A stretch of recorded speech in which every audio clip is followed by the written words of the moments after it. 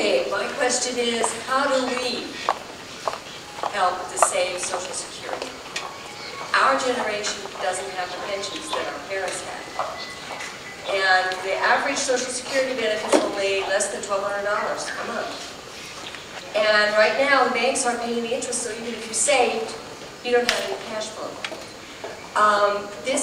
One of the things I don't like about Obama's deal is that 2% sort of handing back to people the money that should go into the Social Security fund, the FICA tax. Right. And the reason is, it's good for people who are under 50,000 maybe, but you take somebody who's 25 and earning $70,000 a year, they're paying the maximum Social Security tax.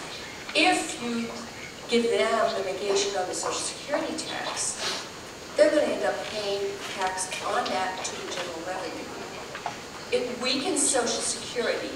There's a small amount of money still being switched to general revenue. I don't think it's right. My mother's 94, and she can tell you that way back in the 30s, when people were moving off their farms and away from their families, they were elderly. They had nothing. And we are an industrialized society, and most of us here do not have the savings to live 10 years without good Social Security benefits. And that's just about everybody. By the way, what do we do? Well, one of the great things about where I get to live and the place I get to represent is that more often than not, I find that, I don't know which I should say, you are where I am, or it's better for me to say, I am where you are. But all I know is that it's fun to represent this district because I tend to agree with most of what you all are thinking. In the case of what Diana just said, I absolutely agree. That one of the other parts of this deal that the President reached with the Republicans is that we would have what's we call a payroll holiday, which most Americans would love to hear about, which means that you're going to, when you see your paycheck, less money will come out of the FICA deduction. That the tax, you see the taxes that you pay, one of the categories is called FICA. The FICA money is the money that goes into Social Security and into Medicare. What the proposal would be is to reduce the amount that employees, because both employees and employers pay a FICA tax. You pay 6.2% of your income, and your employer pays 6.2% of what they pay you into the Social Security system, the trust fund. That's for your Social Security and Medicare.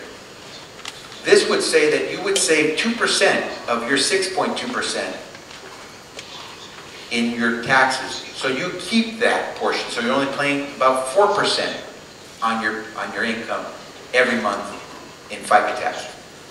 Great. You're saving money. Less is taken out of your paycheck every month. That's supposed to help stimulate the economy because now you have more money in your pocket, as I said before, to go spend it on hopefully things you need. And it's very true. Economists will tell you that if you have more disposable income, you'll probably use it for the right reasons, so long as you're not so wealthy that you have a lot of extra dollars. So it is stimulative. I don't deny that. But, as Diana said, careful with the source of the money. It's not as if Social Security doesn't need that money for the future. And if you're taking out 2%, understand you're creating a hole in the Social Security system for when everyone else is beginning to retire. Remember, the beauty of Social Security is this, and this is where Franklin Delano Roosevelt did all of us a favor. He had the courage to say we needed to do Social Security. Why? Because it's not just about me, it's about we. And in the 1930s, there were a whole bunch of we's who were hurting. And Franklin Delano Roosevelt, I think it really because of Eleanor Roosevelt, finally said, no more of this just me. Let's talk we.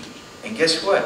After the 1930s and 40s, this country shot up because we started doing more of the we, and we built together, and we invested for all of us. Social Security has always said, I'll work today and pay for your retirement, help you have a decent retirement, but tomorrow your children will pay for me when I'm retired.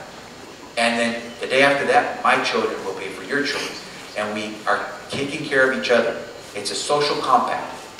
You take out 2%, How do you replace it? Now, it's a very simple answer. The president and the Republicans will say, well, we'll just have money shifted from the federal government, the general treasury, over to the Social Security system. Yeah, that's true. The problem is the federal treasury doesn't have money. It's deficit. It's in a deficit right now. So where's it going to get the money? It's going to borrow money to put into the Social Security system. Where's it going to borrow the money? Probably from China and a few other places. So we are deficit spending again to plug the hole. What I don't like about it is that while on paper it's true, it's a real transaction, in principle, it's making the Social Security system look like it really never is its own system, set aside for people who are retiring or who become injured. Or remember, Social Security doesn't just help folks who are retiring. If you die on while you were working and paid into Social Security, your survivors get a benefit. If you become disabled when you were working, Social Security will make sure you get disability benefits. That's the beauty of Social Security. It's not just a retirement policy. It's a retirement policy, a disability policy, and a life insurance policy, all in one. No other product in the private sector can match Social Security. That's why the private insurance companies never offered you that. One, private insurance companies don't want to give old people an insurance policy on how long they'll live. Because why? They're not going to live a whole lot longer. So you're going to give someone insurance and they may die and not pay you later on? Why would you give sick people life or health or disability policy? It's going to cost you too much money. So the private sector, acting rationally, says, I'd rather insure the young person so they'll pay me for 50 years before they have to retire. I'd rather insure the healthy person before they become disabled. And so Social Security had to come in through the federal government, the program.